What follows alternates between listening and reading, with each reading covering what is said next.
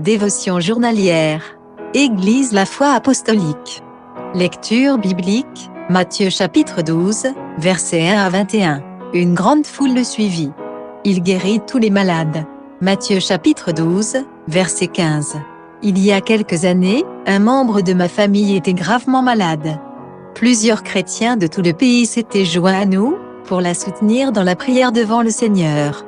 De plus, nous avions fait tout ce que nous pouvions pour la mettre à l'aise, notamment en changeant fréquemment les pansements, en lui donnant les aliments appropriés, et en l'aidant en de nombreuses petites tâches.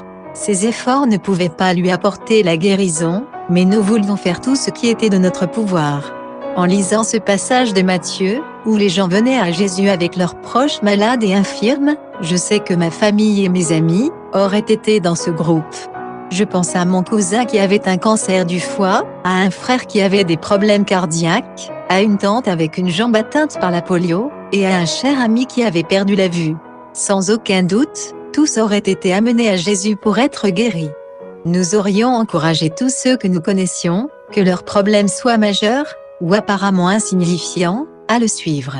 En fait, nous aurions fait tout ce qui était en notre pouvoir, pour les convaincre qu'ils avaient besoin de se joindre à nous. Bien que ce fût encore le sabbat, et que Jésus venait d'être interrogé sur la question de faire le bien le jour du repos, il avait compassion de la multitude qui le suivait. Il s'était éloigné tranquillement des pharisiens qui complotaient son arrestation puis, entouré par la multitude, il les a tous guéris. Quel jour glorieux ce fut, et combien la foule avait dû se réjouir. Imaginez les malades, les uns après les autres, s'approcher de Jésus, puis se retourner complètement guéris. Leur vision de la vie a changé, et leur avenir est porteur d'espoir. L'enthousiasme doit être attisé. Ce qui est encourageant, c'est que Jésus est le même aujourd'hui, et nous avons le privilège de venir à lui à tout moment, aucun voyage requis pour faire nos demandes. Il est toujours prêt à nous entendre. Pensez simplement à la différence dans la vie de tous ceux qui se souviennent de ces paroles, qu'il vous soit fait selon votre foi, Matthieu chapitre 9, verset 29, et acceptez son aide. Des vies ruinées, des corps malades, des relations brisées, et des perspectives désespérées, peuvent être complètement changées en venant à Jésus.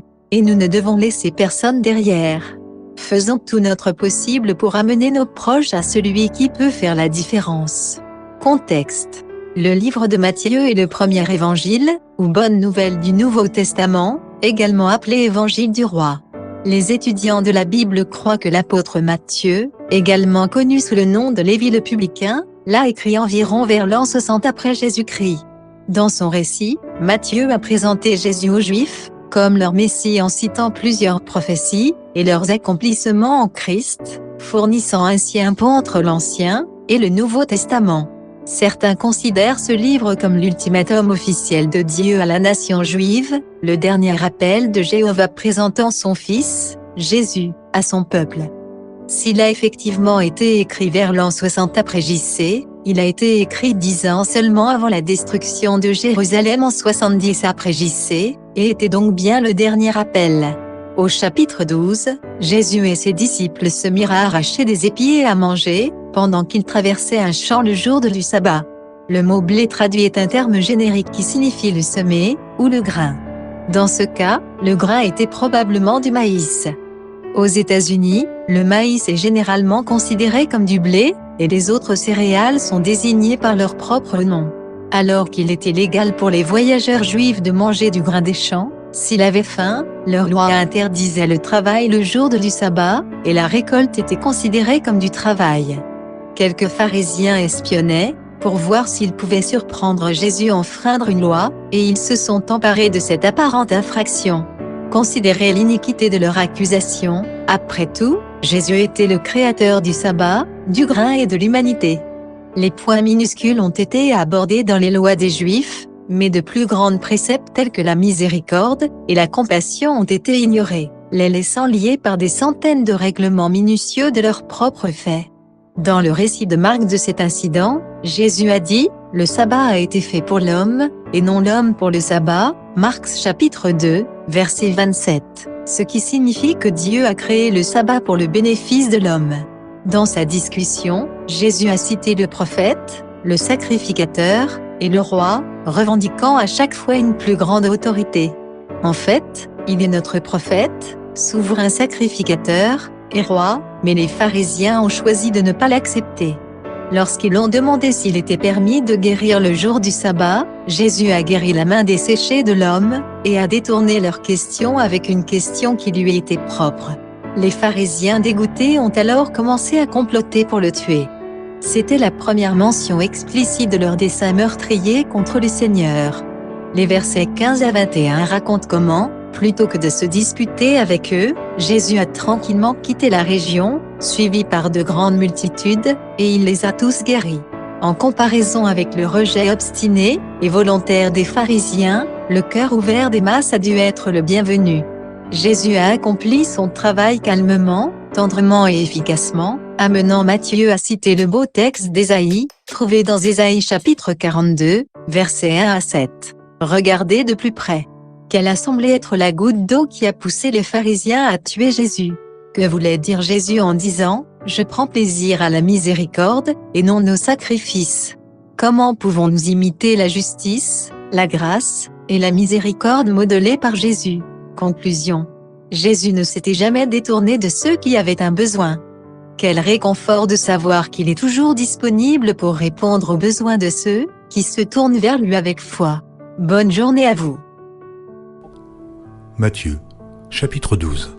En ce temps-là, Jésus traversa des champs de blé un jour de Shabbat. Ses disciples, qui avaient faim, se mirent à arracher des épis et à manger. Les pharisiens, voyant cela, lui dirent « Voici, tes disciples font ce qu'il n'est pas permis de faire pendant le Shabbat. » Mais Jésus leur répondit « N'avez-vous pas lu ce que fit David lorsqu'il eut faim, lui et ceux qui étaient avec lui, comment il entra dans la maison de Dieu et mangea les pains de proposition qu'il ne lui était pas permis de manger, non plus qu'à ceux qui étaient avec lui et qui étaient réservés aux sacrificateurs seuls? Ou n'avez-vous pas lu dans la loi que les jours de Shabbat, les sacrificateurs violent le Shabbat dans le temple sans se rendre coupables? Or, je vous le dis, il y a ici quelque chose de plus grand que le temple. Si vous saviez ce que signifie « je prends plaisir à la miséricorde » et non au sacrifice, vous n'auriez pas condamné des innocents. Car le Fils de l'homme est maître du Shabbat.